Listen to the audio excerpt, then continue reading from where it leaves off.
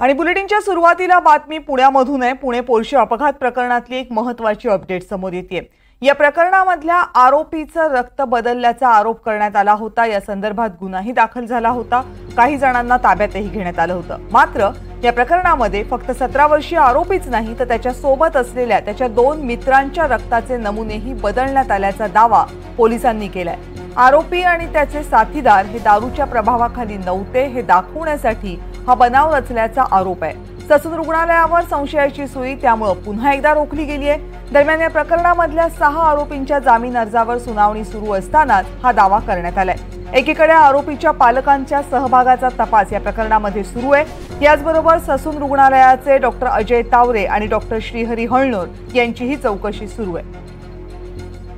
या संदर्भात आणखीन माहिती जाणून घेण्यासाठी थेट जाऊयात पुण्यामध्ये। माझे सहकारी राहुल कुलकर्णी आता आपल्या सोबत आहेत। राहुल, याच्यात असं आहे की आता काही नवीन प्रश्न उपस्थित झालेत। हे जे 2 डॉक्टर आहेत ज्यांची चौकशी सुरू आहे ते ऑलरेडी जेलमध्ये आहेत आणि ह्या 6 जणांच्या जामिनावरती सुनावणी होत असताना फिर्यादी पक्ष म्हणजे पोलिसाच्या वतीने नवनवीन खुलासे केले गेलेत। एक म्हणजे 2.5 लाख रुपये दिले गेले आणि ह्यासाठी आता हे स्टेटमेंट जे रेकॉर्ड झाले ते निवासी डॉक्टरांचं स्टेटमेंट आहे। ते इतकं इंटरेस्टिंग आहे कविता की हा जो 17 वर्षाचा अल्पवयीन मुलगा आहे जो आता जामिनावरती आहे कारण तो जुवेनाईल आहे म्हणून, तर दुसरे जे 2 मित्र होते त्यांचे पण ब्लड सॅम्पल बदलले गेले।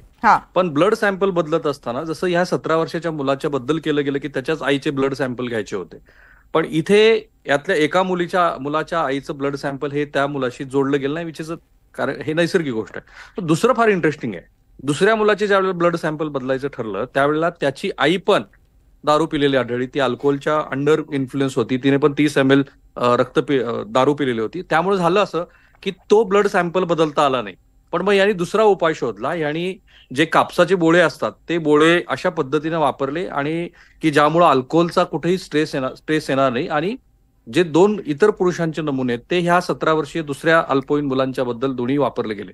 आता प्रश्न असा निर्माण झालाय की ह्या बेलला अपोज करताना ही भूमिका आली, मग ह्या सगळ्या मंडळींना पण आरोपी केलं का नाही गेलेलं ह्या सगळ्या प्रकरणामध्ये, की हे जे 2 दुसरे अल्पवयीन मुलं होती भलेही ते अपघातामध्ये त्यांचा थेट सहभाग नव्हता पण गुन्हा संघटितपणे केलेला आहे आणि तो संघटितपणे करत असताना हे जे 2 डॉक्टर आहेत हळनोर आणि तावरे यांनी 2.5 लाख रुपये घेतले, ते मुंबईतनं घेतले गेले वगैरे ह्या गोष्टी आहेत। पण जसं जसं हे प्रकरण पुढे सुनावणीला येतंय एकदा जामिनाच्या पातळीवरती किंवा हे 900 पाणी जे चार्जशीट दाखल झाले त्या पातळीवरती अनेक नवनवीन गोष्टी याच्यामध्ये येत आहेत। अजूनही विद्यमान एका आमदाराच्या संदर्भातला खुलासा झालेला नाही की त्यांनी नेमकं पुणे पोलिसांवरती काय दबाव टाकला।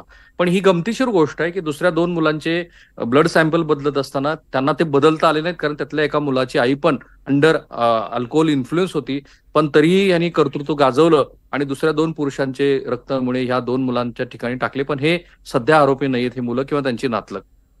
ही अत्यंत गंभीर बाब आहे आणि दुर्दैव हे आहे की ही बाब तपासादरम्यान समोर आली नाही। आता न्यायालयामध्ये हे सगळं समोर आले चार्जशीट दाखल झाल्यानंतर।